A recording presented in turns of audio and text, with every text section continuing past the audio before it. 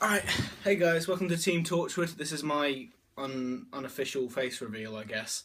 And this is going to be, if you haven't read the title, it's going to be the review of the new series episode, Rose, which is the first ever new series episode. And I'm not doing this review alone, I'm doing it with, shall I say friend? Well, he's a guy, get over it. Hello. My acquaintance called Kane. And we're going to be reviewing Rose. And we've got some notes here, and you've got some notes there. Yeah. And let me get right into it. What did you think of the whole thing? I don't remember actually. Hold on. I'm Alright, what did you think of the whole thing? I don't remember much about Christopher Eccleston's episodes, but out of all of them, that's the one I can remember the most. Mm-hmm. And just watching it, I like it. I enjoy it. And as a person who he hasn't watched that many classic stories, like 4 or 5, so as a new series viewer only, kind of, I've seen like some, a passive. I've seen some viewer. classics. What did you think of it? Like as a regard, like how much do you enjoy it, and does it? Do you feel like you're missing out by not watching classic series? Do you think you need to know more, like watching Spearhead from Space, an Auton episode with the shop window dummies? Do you think watching the classic series will enhance the enjoyment of the story, or do you think it's good as it is? For starters, it's in an interview, so don't ask me all the questions. You're meant to be Yeah, I know. not This is asking just me. your opinion. This is your opinion. What do you think? Well, it will help with backstory if I actually watch the classics, but the reason I haven't is because I feel they are sluggish from what I've seen. Like, I mean, one episode would technically be 4 episodes. God, you're gonna get so much hate in the comments. This will be your not first the and first time. last video. So for me, this is basically a nostalgia fest because this is one of my first Doctor Who stories that I ever watched. The first one being the Doctor Who movie, Paul McGann, which I don't really remember watching first time. I mean, I remember watching it, but not the first ever experience of it. So it's directed by Keith Boak, obviously written by RTD and produced by Phil Collinson and obviously Russell T Davies again and Julie Gardner. And then the music, Murray Gold, she's been doing it for about 12 years now. So, and then the cast. That's the second main time you cast. called him a she. Huh? You Oh went- yeah, oops.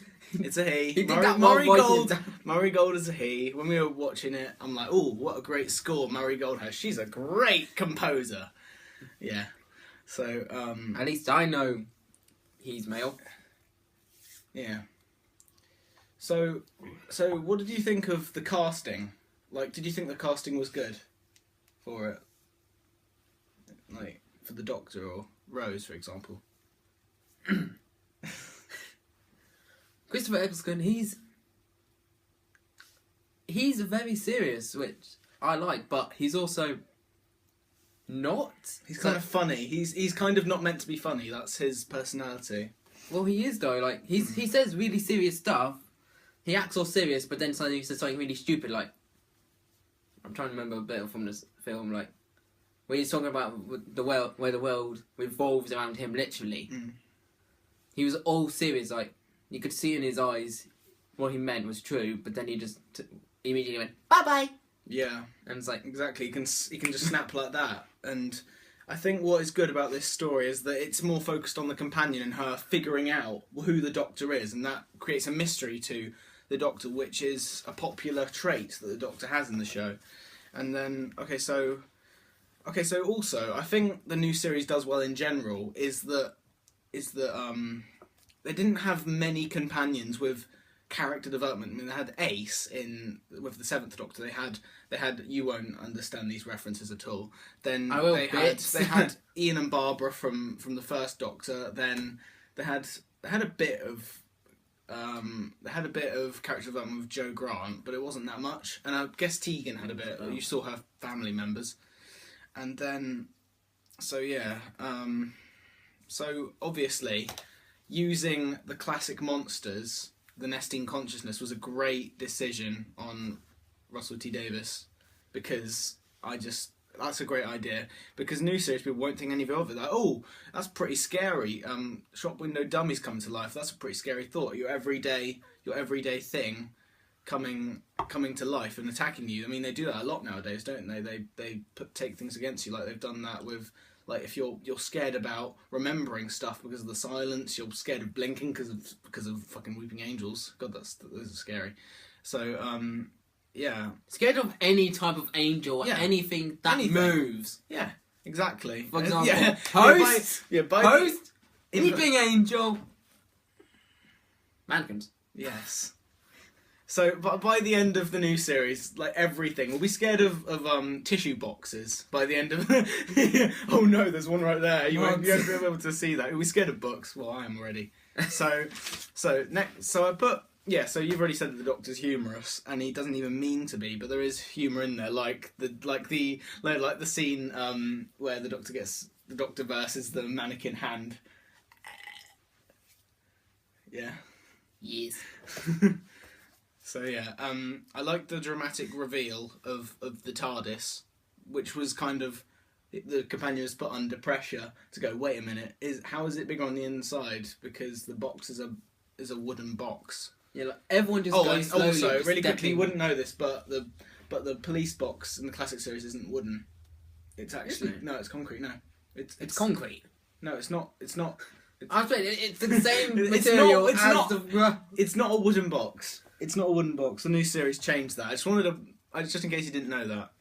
So, and I noticed that Russell T Davies writing it, I think he was planning on having the new series have doctors which had more up-to-date costumes. But then it kind of went downhill when David Tennant's Doctor, when he wore, Actually, David wore a Tennant, smart that is- suit. That is more up-to-date. But then Matt Smith came in with a bloody bow tie, which is awesome and everything, Yeah. but it's not really up-to-date It clothing. seems though like there's some stuff Yeah. I do know, which hopefully Yeah. you don't know because I want to blow your mind. Eighth Doctor wanted to wear leather, but he said no, it's not the Doctor thing. That you should not wear. The Doctor should not wear leather. It shows his rebel. Yeah, the next Doctor wears leather, which annoys. But which Eighth was Doctor. actually John Hurt's Doctor wears leather as well. So it's two Doctors in a okay. row wear leather jackets. Except, Damn. oh yeah, speaking of which, the Time War, that was referenced, because the main aim of this series was about Bad Wolf, and it's an important plot line for the new series. But it was referenced in this story. And there were hints of it, like when the Doctor talks to Nesting Consciousness and says about the Time War. Is that I didn't want to fight in the war and all that, and I like there are hints to the rest of the series. But this story was setting up the new Doctor, the new companion, and giving us a taster of classic villains, which I think was a great idea. So any last thoughts you want to say at all? Take your time. Well, there's nothing really review about the whole movie. Well, I think we've just done that now. Ignore my big pause. I don't even know why I did that.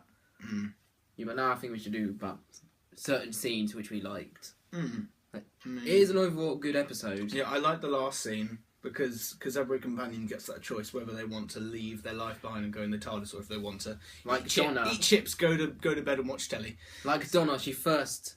Yeah. At the first time she met the Doctor, she just left like, no more, me no want. But 2 years later, she came back. That is an example of them having the choice and her wanting the choice to be rethought. Yeah, exactly. Yeah. I know we're not actually talking much about worries, but never mind.